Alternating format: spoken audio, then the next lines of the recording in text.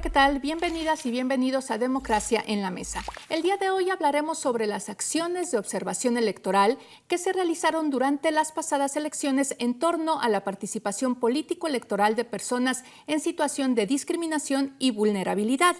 Para hablar de este tema nos acompañan dos organizaciones que participaron en el Fondo de Apoyo a la Observación Electoral 2024. Jazmín Manrique, de Psicología y Derechos Humanos CIDE AC, y Julián Suárez, de Los Dos Méxicos AC. Bienvenida, bienvenido, muchas gracias por acompañarnos.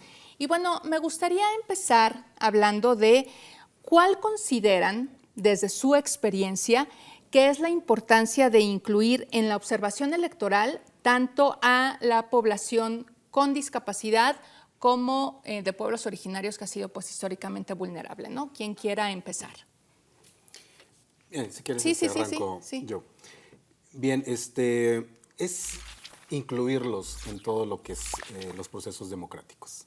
Nosotros habíamos observado anteriormente, bueno, te comento a grandes rasgos, nuestra organización desde 2006 empieza a hacer observación electoral y hemos visto cómo ha ido evolucionando este tema de la observación electoral y cómo se ha ido especializando los puntos de observación. Pero lo que habíamos detectado es que las personas con discapacidad sentían ajena a la democracia. Todos los procesos democráticos los sentían ajenos, sentían que no estaba hecho para ellos, que se veía muy bonito, que a lo mejor desde su propia discapacidad en su casa, ¿no? A lo mejor con su discapacidad motriz, auditiva, visual, intelectual, veían los spots, los comerciales, las entrevistas de políticos, de candidatos, pero lo sentían como que si era un mundo ajeno, ¿no? A ellos. Y finalmente son parte de nuestra población, son parte de nuestra esfera ciudadana. Y era urgente incluirlos sí o sí, de cualquier manera, en todos los procesos democráticos. ¿Okay?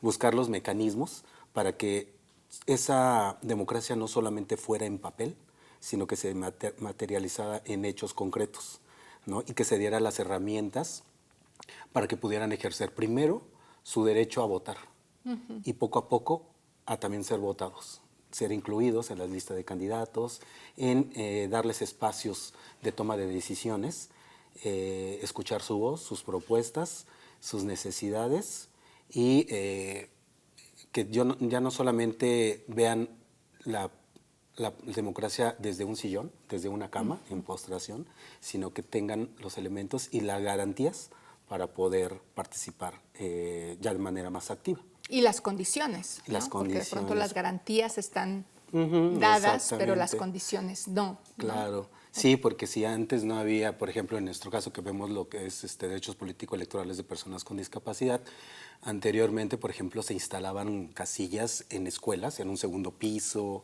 en parques públicos, en un kiosco, que tenías que primero sortear veredas, banquetas sin accesibilidad, subir escalones. Carrera de obstáculos. Exactamente, okay. Entonces ahora ya se tiene que garantizar que sea accesible una claro. casilla, que cuente con todas las herramientas y materiales electorales para las personas con diferentes discapacidades, ¿no? Material braille, rampas de acceso, crayoles triangulares para que no se les resbale a las personas que tienen alguna discapacidad motriz o Parkinson. Okay. Sellos X para las personas que les falta una parte de sus extremidades y que puedan con el sello X poder ejercer.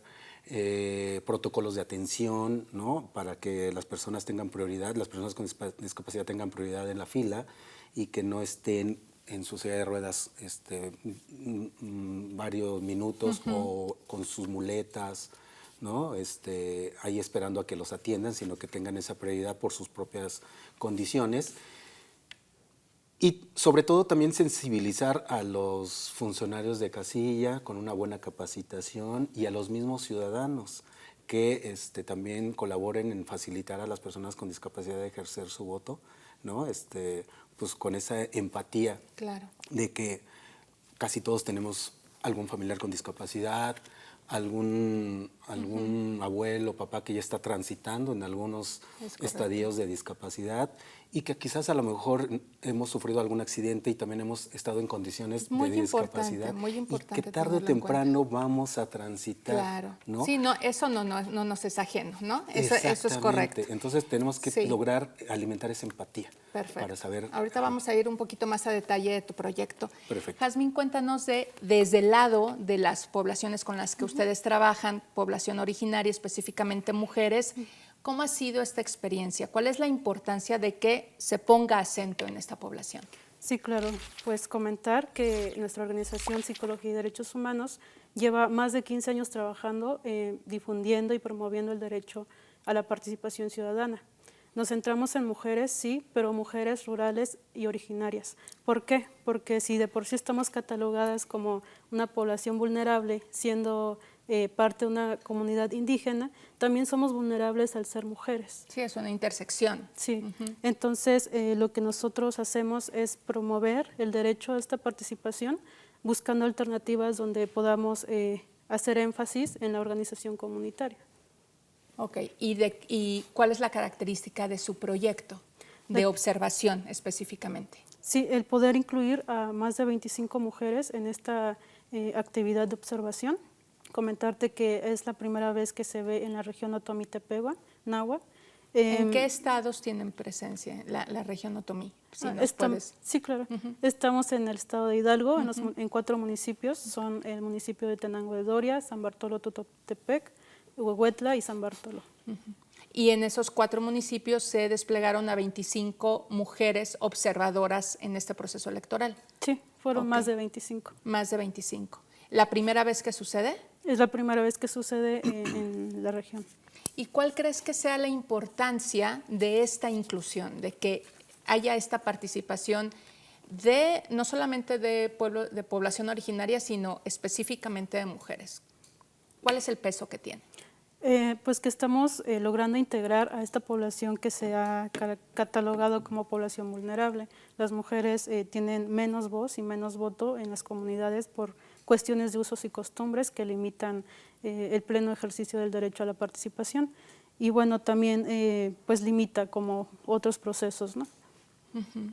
Ahora, lo cierto es que cuando hablamos en este caso de personas con discapacidad, de personas de pueblos originarios, estamos hablando de figuras que embonan muy bien, digamos, en este sistema de discriminación, ¿no? Porque al final del día son poblaciones que han sido vulneradas sistemáticamente, ¿cierto? Sí.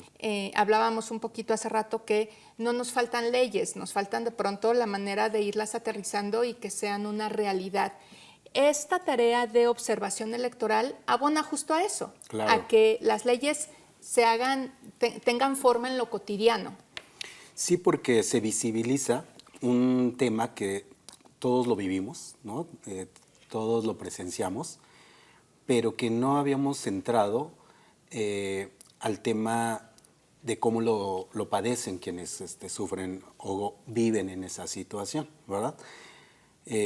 La discapacidad siempre ha existido, las comunidades originarias, el mismo nombre lo dice, son los que dieron forma a nuestra nación, la esencia parte de la nación, las personas afrodescendientes, personas de la diversidad sexual, mexicanos en el exterior, que habían sufrido la discriminación sistemática, primero social, económica, y no encontraban los canales de participación, ¿no?, a través de las elecciones. ¿Por qué? Porque no estaban hechas las leyes para darle voz y voto a estos sectores. Entonces nosotros, cuando empezamos a observar eso, empezamos a ver que no estaban las condiciones de accesibilidad primero a las casillas, ¿ok? Después, que los spots no estaban dirigidos a personas con discapacidad, que las agendas de los partidos no estaban incluidas las personas con discapacidad, que los candidatos obviaban a estos sectores. Y nosotros, en esta constante observación electoral, no solamente en las elecciones federales, sino en elecciones locales, intermedias, hemos dado nuestras recomendaciones. Si te parece, nos reservamos las recomendaciones y hablamos de ellas a detalle regresando del corte. Perfecto. Vamos a un corte y regresamos con más de este tema. Si te agreden o amenazan para limitar tus derechos políticos. Si te ocultan o niegan información para impedir la toma de decisiones. Si tratan de obstaculizar tu campaña. Si te niegan recursos económicos para el ejercicio de tu cargo. Si minimizan tus opiniones, critican tu aspecto físico o vida personal. Si no te dejan opinar o votar por ser mujer. Es violencia política contra las mujeres en razón de género. Ante estas situaciones, el INE cuenta con un protocolo de atención. Infórmate y denuncia. ¡Contamos todas! Mi INE es confiable. Por eso va conmigo. Va a todas partes. Con mi INE me identifico. Y tomo las decisiones más importantes. Mi INE es una conquista de las mexicanas. Un logro de todas y todos. A los más jóvenes como yo, nos toca tramitarla, confiar y decidir. Te esperamos en los módulos de atención ciudadana. Yo. Con mi INE participo. INE.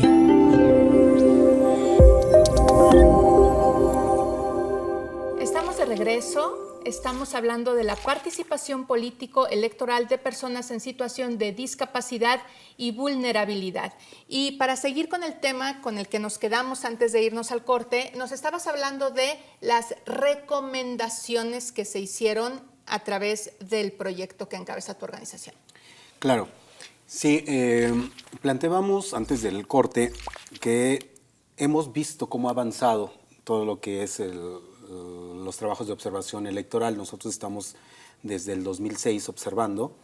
Sabemos que la observación tiene un poco más de tiempo y que eran otros temas los que se les daba prioridad a observar, y poco a poco se ha ido especializando, que eso es muy bueno porque vemos problemas que antes no vislumbrábamos, que los obviábamos o que los dejábamos al margen porque le dábamos prioridad a otros temas, como delitos electorales, ese tema, ¿no?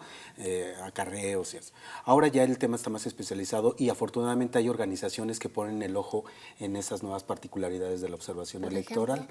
Por ejemplo, nosotros que nos enfocamos a derechos político-electorales de personas con discapacidad, quienes ven participación de jóvenes, quien ven específicamente compra y coacción de votos, los que ven participación e inclusión de comunidades originarias. ¿Y en qué se ha traducido este trabajo, ¿no? Específicamente, ¿en qué se ha traducido como en lo cotidiano? Claro. Nosotros hemos visto, primero, en 2006, si tú ibas a las casillas, no eran nada accesibles. Primero, no tenían el material.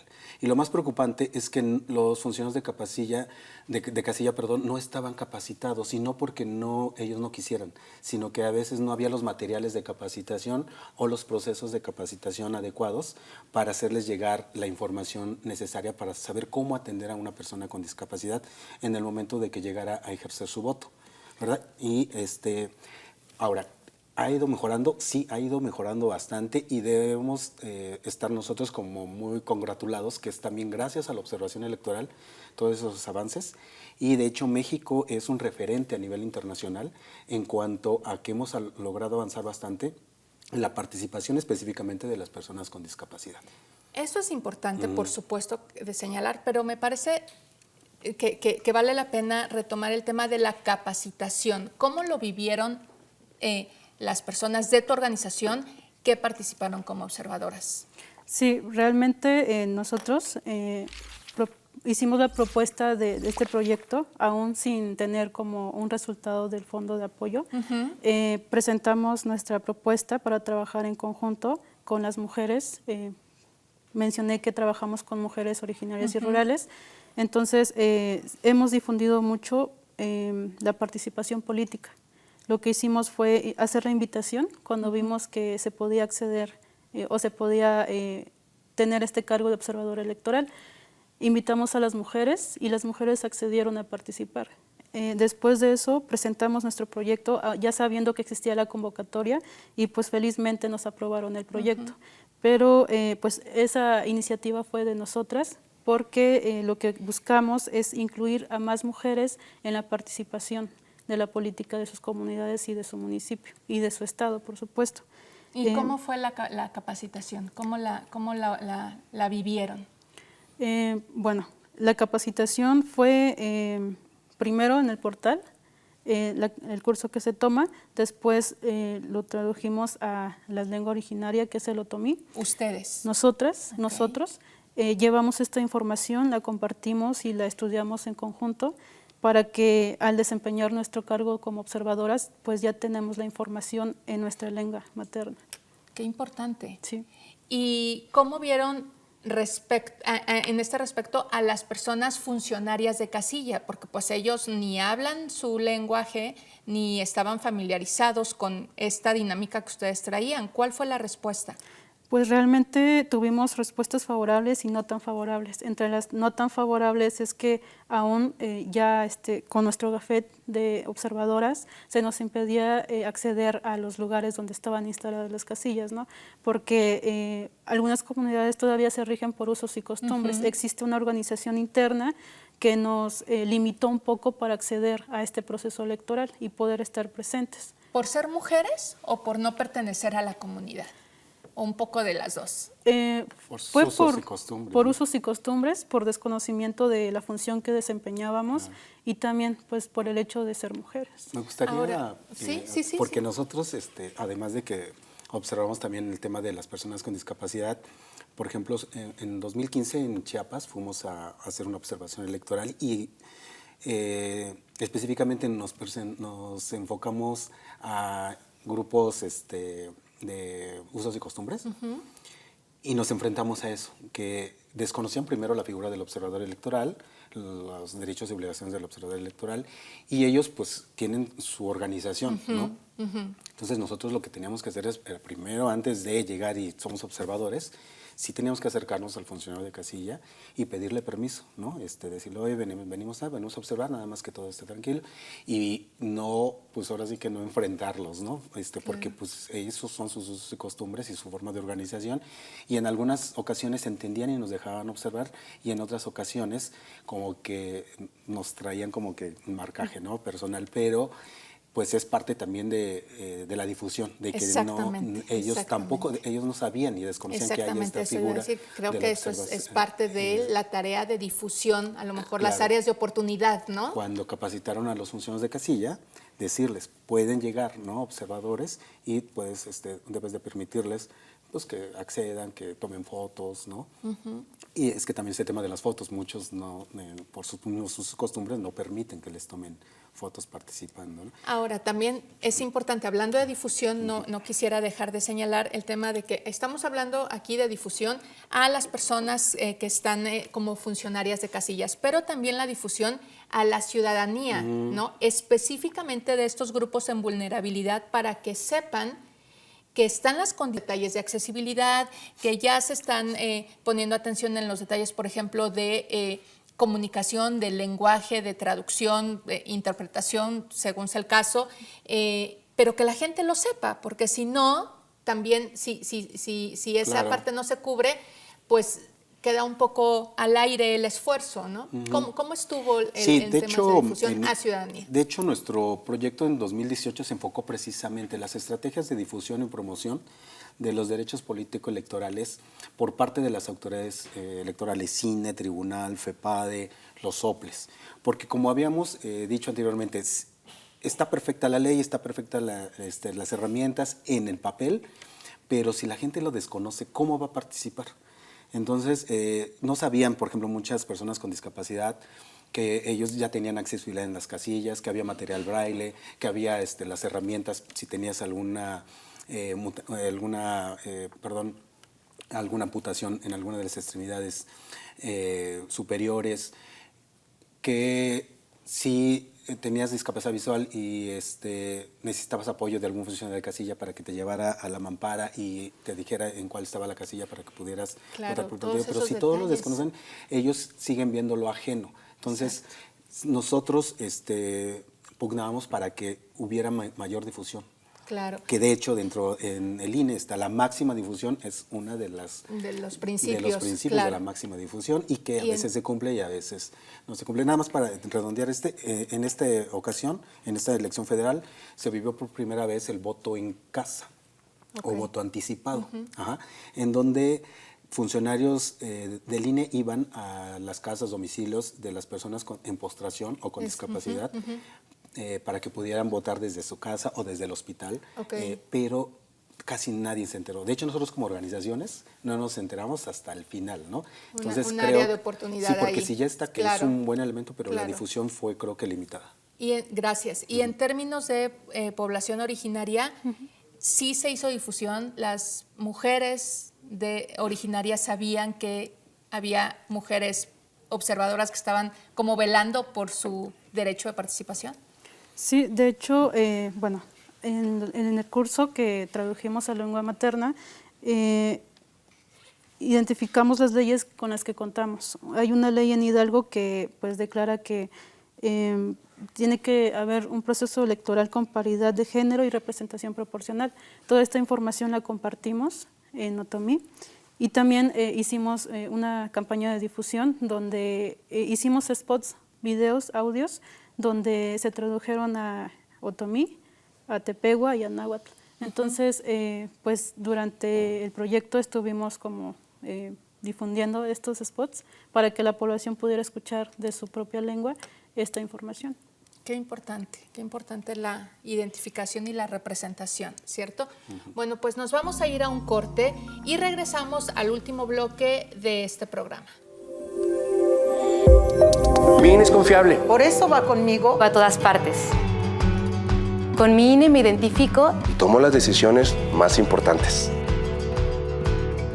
Mi INE es una conquista de las mexicanas, un logro de todas y todos.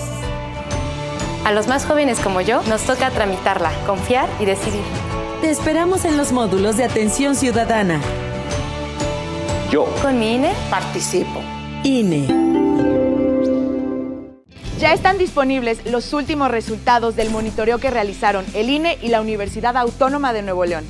Estos son los datos sobre la distribución del tiempo en los medios de comunicación, en las campañas a la presidencia. Candidatura por la coalición Sigamos Haciendo Historia, 818 horas 45 minutos 3 segundos. Candidatura por la coalición Fuerza y Corazón por México, 742 horas 33 minutos 23 segundos. Candidatura por el Partido Movimiento Ciudadano, 460 horas 15 minutos 57 segundos.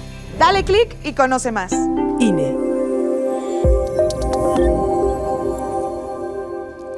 Estamos de regreso y justo quisiera hablar de un tema súper importante que son las acciones afirmativas que abrieron la puerta para contar con la representatividad y participación, al menos de estas dos poblaciones de las que hemos estado hablando el día de hoy. ¿Cómo lo observan? ¿Ya pasaron las elecciones? ¿Cuál es su experiencia? ¿Con qué balance? Yasmin. Sí, bueno, solamente comentar algo que observamos nosotras. Se dispuso en algunos municipios que la representación fuera con mujeres, estrictamente con mujeres. Entonces, hemos tenido un antecedente donde hombres están postulando para candidaturas. Entonces, en este proceso donde se necesita la participación de mujeres, ¿qué fue lo que hicieron? Que postularon a sus esposas, pero al final ellos son los que están tomando decisiones. Entonces, ¿cuál fue el impacto o qué fue lo que nos aportó esto? Que nosotras en la organización y las mujeres con las que trabajamos tenemos una actitud más crítica en cuanto a cómo se desarrolla la política en nuestras comunidades, quién realmente gobierna el municipio, quién realmente toma las decisiones. Y no nos damos cuenta nada más de la situación de vulnerabilidad en la que se nos ha puesto desde hace muchos años, sino ahora cómo podemos seguir o cómo podemos aumentar nuestra participación para que estas situaciones no sigan, que disminuyan o de plano pues se eliminen, ¿no? También pues nos dimos cuenta que si bien existen acciones afirmativas, están escritas y existen leyes, no podemos ejercerlas cuando no las conocemos. Como comentaba, somos mujeres otomíes, tepehuas y náhuatl, que difícilmente a veces sabemos leer. Entonces, si existen estas acciones afirmativas, es necesario conocerlas para poder hacer este ejercicio pleno de nuestros derechos. La reticencia presente siempre. Claro. ¿No? Y en el tema de discapacidad. Sí, de hecho el tema que tocas, Yasmin, es súper importante porque si bien Las acciones afirmativas fueron un logro importante de esta lucha tanto de organizaciones, de personas con discapacidad, indígenas, de la diversidad sexual, migrantes, etcétera. Se logró ya mayor representación en los congresos, ¿no? Ya si tú vas a la Cámara de Diputados, ya se ve la diversidad. Ya ves diputados con sus atuendos y vestimentas originarias, ves diputados con discapacidad, de la diversidad sexual abiertamente postulados bajo ese término. Pero siempre los partidos políticos buscan darle la vuelta a la ley. Buscan y encuentran. Ajá, y hay mucha simulación, como en este caso, ¿no? Que a veces meten a una persona, pero que va a ejercer el poder otra persona. Lo mismo pasó con las personas con discapacidad, porque a veces no estaban bien claros los criterios de cómo catalogar a alguien con discapacidad. Si usas lentes, ya tienes discapacidad. ¿Qué grado es el que te dice quién te va a dar el certificado de discapacidad? ¿Cuáles son los que van a autorizar? Lo mismo pasó con los indígenas, ¿no? ¿Cómo te autoadscribes con la autoadscripción? ¿O necesitas algunos elementos de apoyo de tus comunidades, de saber alguna lengua? Con la diversidad también pasó, ¿no? O sea, es como perfectible. Entonces, sí hemos detectado mucha simulación desde la integración de las listas de los candidatos, ¿no? Dice, híjole, pues nos falta una mujer indígena aquí. Pues bueno, tú te vas como indígena, dices que eres indígena porque a lo mejor estuviste en servicio social 6 meses en esa comunidad y ya te conocen la comunidad. Igual eres migrante porque te fuiste a estudiar 6 meses inglés, 1 año inglés, con apoyo y becado por tu papá y tu escuela, y ya eres migrante, pero desconoces no realmente la esencia de lo que vive un migrante. Entonces sí detectamos mucha simulación. Fue un gran logro las acciones afirmativas, eso sí, vamos a reconocerlo, pero también es parte de la lucha de los grupos. Ahora, hablando ya específicamente del Fondo de Apoyo a la Observación Electoral, que es donde se alojan sus 2 proyectos, por lo que nos acompañan el día de hoy, y una vez recolectada toda esta experiencia durante todo el proceso, ¿qué resultados observaron? ¿Qué esperarían que sucediera? Y sobre todo, ¿cuándo se publican? ¿Dónde vamos a poder tener acceso a toda esta data? Ok. Bien, nosotros hemos participado en el Fondo de Apoyo a la Observación Electoral del 2018, fuimos beneficiados, en 2021 también, y en 2024 afortunadamente también han apoyado nuestros proyectos. Hemos tocado el tema normalmente de participación político-electoral de personas con discapacidad y también de migrantes, ¿okay? Pero ahorita enfocados más que nada a las personas con discapacidad. El Fondo de Apoyo, la verdad es que es literal un apoyo que recibimos todas las organizaciones para poder materializar nuestros proyectos, que de otra manera sería difícil hacerlos más completos o más integrales, porque debemos pues, desde reclutar observadores, capacitarlos. Por ejemplo, en 2021 tuvimos 120 observadores electorales, pero tuvimos más apoyo. Esta vez nos redujeron casi a la mitad el apoyo y ya nada más tuvimos 40 observadores y monitores electorales, entre ellos personas con discapacidad, que también los incluimos a que observaran. Ahora, ¿qué fue lo que hallamos? Falta mayor difusión, insistir en la capacitación, que es muy complicado el tema de la capacitación porque es mucha información que se le da a los funcionarios de casilla, pero muchísima información muy específica sobre ciertos criterios que tienen que trabajar. Y hay veces que no llegan a los que capacitaste, no llegan el día de la jornada y tienes que, a los suplentes que no les dio tiempo de capacitar a los suplentes o a alguien de la fila. Y hay veces sí se nota cuando estaba la deficiencia de la capacitación y no saben ni cómo manejar el material, ni no saben que les habían dado esto. ¿Y un tercer reto? Bien, ese es en cuanto a la capacitación. Ahora es que las acciones afirmativas dejen de ser acciones afirmativas, que pasen ya a ser constitucionales y que ya estén, pues ahora sí que mandatados los partidos políticos a que incluyan siempre en sus listas a personas de estos sectores y no sea solo por obligación, que hagan una conciencia interna a los partidos políticos. No necesitan obligarlos a los partidos políticos. Si tuvieran esta empatía social, ellos solitos incluirían en sus listas a personas. No tendríamos que haber llegado a las acciones afirmativas. Es un proceso, ¿no? Es un proceso que esperemos que este sea el inicio, ¿no? Y del lado de las poblaciones originarias. Sí, bueno, la Organización Psicología y Derechos Humanos desde 2012 ha fungido funge más bien como promotora del voto.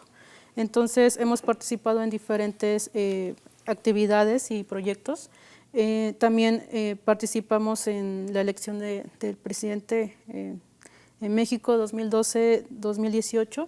Entonces este proyecto, con ayuda del Fondo de Apoyo a la Observación, podemos lo mismo materializar nuestro proyecto, pero también como llevar esta información a estos grupos, al grupo de mujeres, para no solamente que conozcan el proceso electoral, sino también que conozcan sus derechos y sean parte de esta experiencia. Y también dejamos como antecedente esta experiencia para que más mujeres en un futuro puedan sumarse. Ahorita fuimos 25, probablemente en otro proceso seamos 50 y así ir invitando a más mujeres para que puedan participar de esto. Yo pediría más bien que estos catálogos como grupos vulnerables no existieran, sino que a los grupos originarios se nos considerara como parte de la ciudadanía, porque eso es lo que somos, ¿no? Ciudadanas y ciudadanos que, sin importar el idioma que hablemos, somos parte importante del proceso electoral, y que se eliminen estas categorías y que simplemente podamos ejercer los derechos que tenemos a la participación política. Ok, súper importante, ¿no? En estos casos, y como habíamos dicho hace un momento, pues es un proceso social, se empieza por acciones afirmativas y la idea es llegar pues al tratamiento igualitario. Tenemos solamente unos instantes, si quieren cerrar con algo, menos de un minuto. Bueno, en cuanto a los informes, a finales de este mes tenemos que entregar nuestros informes. Nosotros hacemos entrega de los informes tanto a el comité técnico del FOAOE, y también subimos parte en nuestras redes sociales, vamos metiendo infografías de todos los hallazgos, y también hacemos una impresión interna del informe que lo vamos a entregar tanto a los OPLES, a las y en la página del instituto me imagino sí, que ahí están tendrá todos, acceso público, lo suben, Perfecto. acceso público, entonces la gente puede checar ahí nuestros informes si quiere ver qué es lo que hallamos y qué es lo que recomendamos. Perfecto, muchísimas gracias. ¿Algo que quieras decir? Por último. Sí, solamente agradecer al INE, al Fondo de Apoyo a la Observación Electoral y también a Psicología y Derechos Humanos, a la red de cooperativas de la Red Sierra Madre por participar en este proceso y por la experiencia. Muchísimas gracias, gracias a ustedes y gracias por venir aquí. Gracias a ustedes. Que no sea la última. Nos gracias vemos por en esos espacios también para poder exponer. Sí, bien importante. Gracias, Jazmín, gracias, Julián. Y muchísimas gracias a ustedes por acompañarnos en Democracia en la Mesa, una producción de la Coordinación Nacional de Comunicación Social. Síganos en nuestras redes sociales, en donde podrán consultar toda la información sobre el trabajo que se realiza para garantizar el derecho político electoral de las personas en situación de discapacidad y vulnerabilidad. Hasta la próxima.